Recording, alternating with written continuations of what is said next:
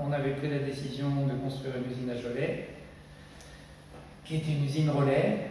La ville de Cholet nous a bien aidés, puisque c'est elle qui avait financé et qui nous rétrocédait cette usine par l'intermédiaire du loyer, ce qu'on appelle les usines relais. Donc une usine relais faite selon mes plans, selon mes désirs, et qui était très adaptée dans la zone industrielle du Cormier. Donc voilà, on a construit cette usine en même temps et le tout se faisait en parallèle. C'est-à-dire le salon, l'usine, les homologations finies, et on était en mesure de démarrer le produit. Cholet était le centre pour nous, près de Liège, qui nous permettait de passer les châssis en Côte de la Forez. Entre-temps, j'avais choisi donc des sous-traitants pour fabriquer le châssis qui était en Vendée, un sous-traitant pour fabriquer des carrosseries qui était à La Rochelle. Donc on était dans le bassin, on va dire un bassin de production qui tournait tout autour de Cholet. Parce que la technique c'était ça, pour que ça coûte là aussi moins cher. Il ne s'agissait pas d'intégrer, de faire une usine monstrueuse pour intégrer toutes les fabrications de châssis, de tôleries, de plastique, etc. Non, non.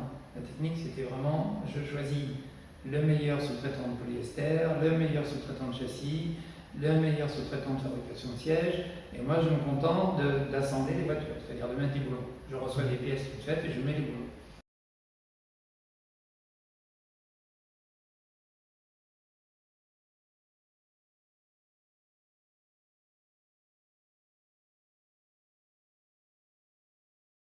J'ai fait ce remplacement d'un congé maladie, garage Peugeot, où un des apprentis de ce garage-là avait déjà réussi à rentrer chez Venturi. Le remplacement, moi, c'était 85-86 sûrement. Puis tout début 87, lui, il est rentré, je le connaissais, hein, et du coup, lui, il est rentré chez Venturi. Il m'a dit voiture de sport, je connaissais absolument pas. Hein. J'ai dit pourquoi pas, donc j'ai été voir ce que c'était. C'était à Cholet, du coup j'ai été voir ce que c'était. Puis j'ai eu l'entretien et quand ils ont vu que je venais de ce même garage et puis qu'avec lui ça roulait, ça a facilité un petit peu les choses. Et puis j'ai commencé le lundi d'après aussitôt, donc en septembre 87, châssis numéro 4. Avant, ça a commencé avant, en 86, à Venturi, mais ils fabriquaient les étagères, ils peignaient les bandes jaunes au sol. Enfin voilà, c'est comme on met en route une usine, quoi. Il fallait tout fabriquer les gabarits pour découper la moquette, enfin les moules, tout ça d'assemblage, tout ça a vraiment commencé en 87 et moi quand je suis arrivé en septembre c'était la quatrième voiture fabriquée, donc voilà quoi.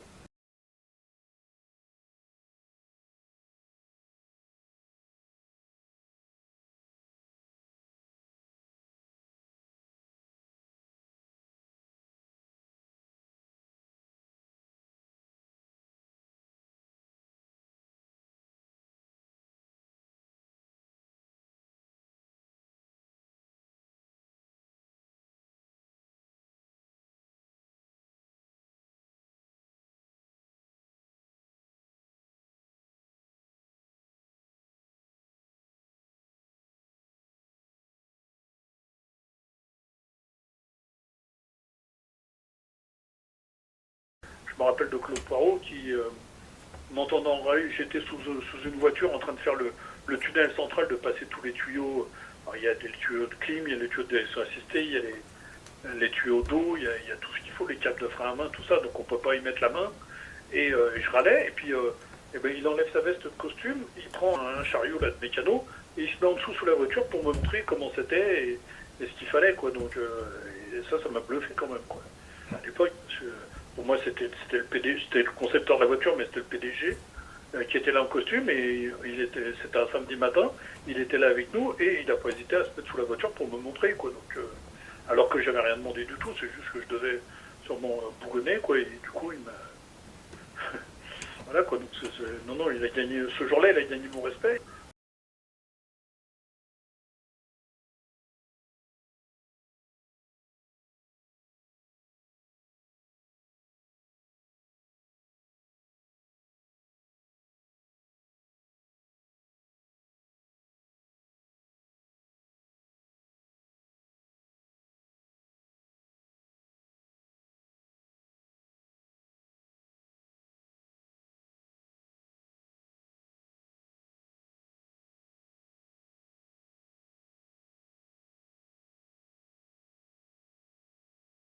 si j'en suis là aujourd'hui où j'en suis professionnellement parlant, c'est grâce à ça, quoi.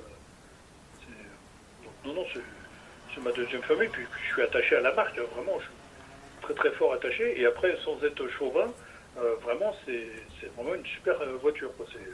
En tenue de route, c'est un karting, quoi, la voiture. C'est vraiment. Et quand je vous dis, parce qu'aujourd'hui, voilà, donc on fait Lotus, par exemple, donc je retrouve un petit peu les sensations des Venturi dans les Lotus, mais je fais, ouais, voilà, quelques Porsche, des TVR. J'ai eu la dernière fois une Corvette ou une Viper, par exemple. Bon, bah, ça accélère super fort en ligne droite, mais ça tient pas le pavé du tout, quoi. La route, le Temple de Bretagne, Fête Bretagne, c'est une petite départementale.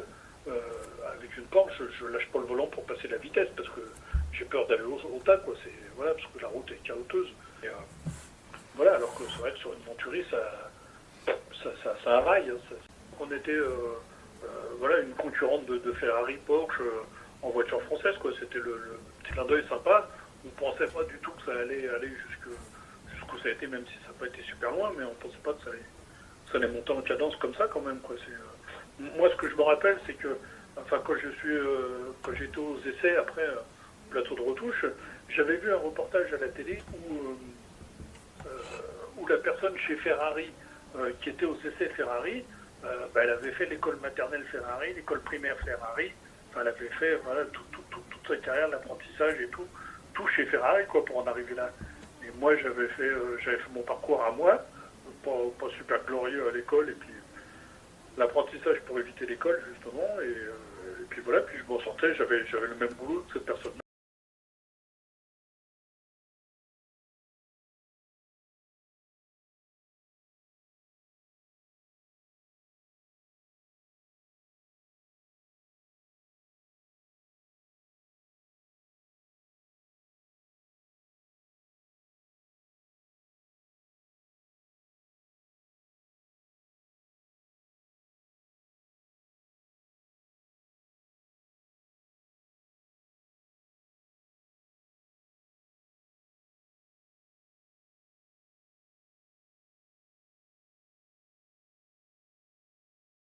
Comme dans toute entreprise, lorsque vous insistez pour dire bon, qu'est-ce qui nous manque, peut-être commercialement, on n'a pas assez de concessionnaires, oui. Bon, il faut en développer d'autres, oui, mais ça coûte de l'argent. Et puis là, il faudrait peut-être qu'on fasse un peu plus d'opérations commerciales. Ok, une opération publicitaire, certes, ça coûte de l'argent. Messieurs les actionnaires, est-ce que vous mettez l'argent dans une opération publicitaire? Ah non, on a dit qu'on ne mettait plus rien, c'est fini. Non, vous n'avez pas d'argent, vous faites quoi? Bon, on va rogner un peu, quand vous commencez à dire ça, bon, on va rogner un peu sur les salaires, on va rogner un peu sur ces... Là, vous êtes foutu. Quand vous passez à rogner, c'est mauvais. Alors, toutes ces remarques sont venues inévitablement, et à partir de ce moment-là, quand vous avez ce genre de petites difficultés, vous avez tous les gens qui étaient autour, qui étaient dans l'environnement, amis, généralement amis, pas toujours sincères, mais amis. C'est formidable ce que vous faites, vraiment, vous avez fait un parcours extraordinaire, etc., etc., etc. Et ces amis, pour beaucoup d'entre eux, sont tout prêts, ou plutôt en train de guetter s'ils ont la capacité de vous faire un petit croche-pied ou à ne pas vous aider, ils ne gênent pas pour le faire.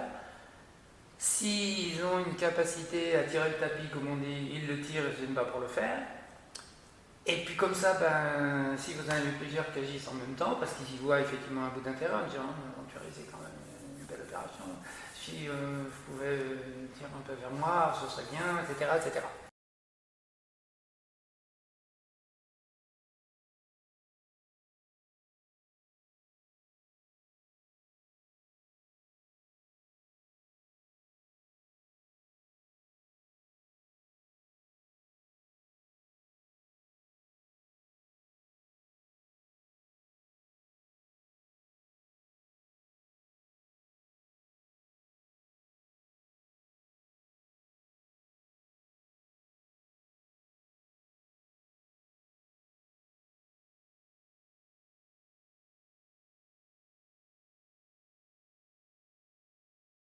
Il y avait forcément des gens qui ne voulaient pas forcément que du bien, ou qui étaient envieux, et c'était plutôt ça. C'était des gens qui trouvaient que Venturi était une très belle une très belle fiancée à mettre à son bras, et que tous les moyens pouvaient être bons pour dire bon, ben, je vais prendre plutôt la fiancée que. Voilà. Donc, il y avait forcément ces combats, et puis vous avez toujours des beaux parleurs qui arrivent en disant auprès, par exemple, du monde des actionnaires, de dire ah oui, mais là, moi, attendez, je fais ça par ailleurs, je fais ça ici, et moi, je vous dis que la voiture, pour qu'elle se vende plus, il faudrait qu'on fasse ça, et moi, j'aurais fait ci, et moi, j'aurais fait ça.